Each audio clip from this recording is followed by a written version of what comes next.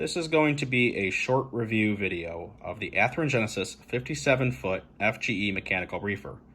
My version is decorated up in Burlington Northern. It's an ex-Frisco car, seeing the patch out it says BNFE, which stands for Burlington Northern Fruit Express.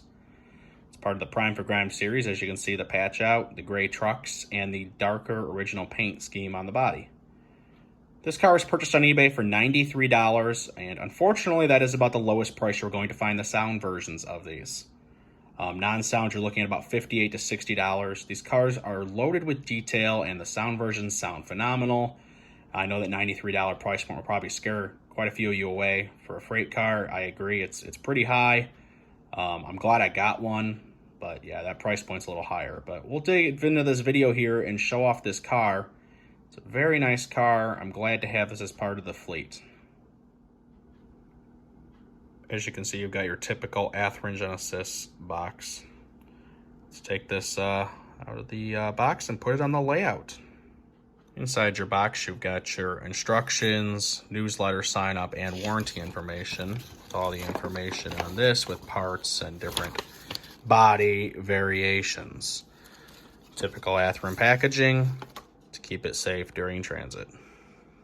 It's probably hard to tell, but you can definitely see the diesel generator detail inside the mesh grill housing, which is very nice. So a neat feature on these Athearn Genesis freight cars is the actual roller bearings. There are extra included in the box in case one should come missing. You can see the underbody detail is superb on this model. Very nice. Now this is part of Athearn's Primed for Grime series, so you can see the trucks are gray, there's a patch out, and the original paint is more faded. It's a favorite series of mine that they do.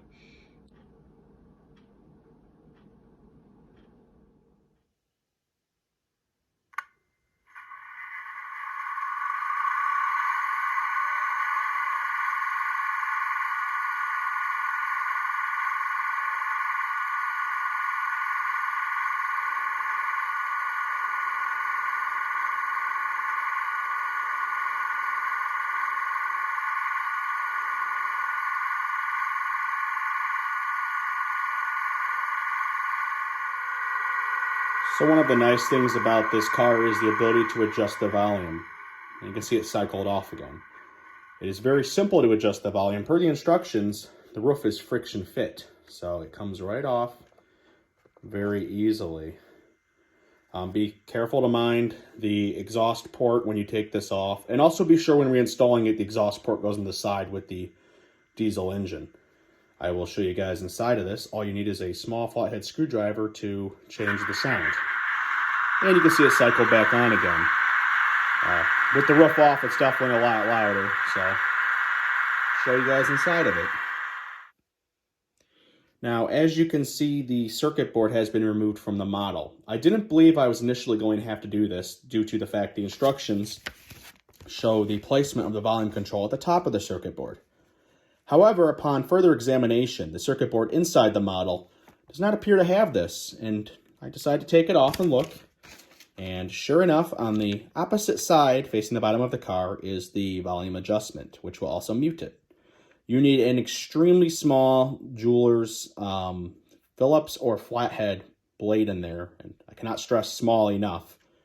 Now I have the sound turned off due to the track power being off. There's a metal weight inside here, and you got some metal here on the circuit board. I'm trying to minimize any possibility of a short circuit, so metal touching metal will thus ruin the circuit board.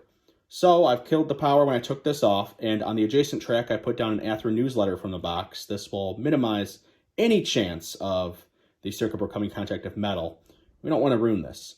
So I will get the track powered up and show you the sound adjustment. It's a little loud right now. Obviously, like I said, with the roof off, it's going to be louder, but I wanted at a more prototypical volume for my layout. So let's see if we can't get this thing a little bit quieter. So I've got my very tiny Phillips head screwdriver.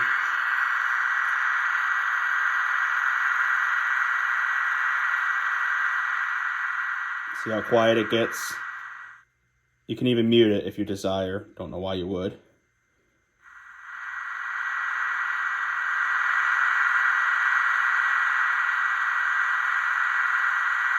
Now remember, with the roof on, it's going to be muffled, so make it just slightly louder than you want it to be.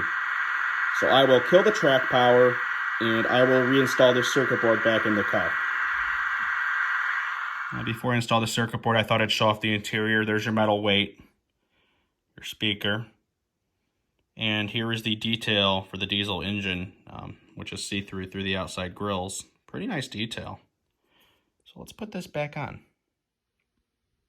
And now that I've got the circuit board reinstalled, you can see what it looks like inside all finished.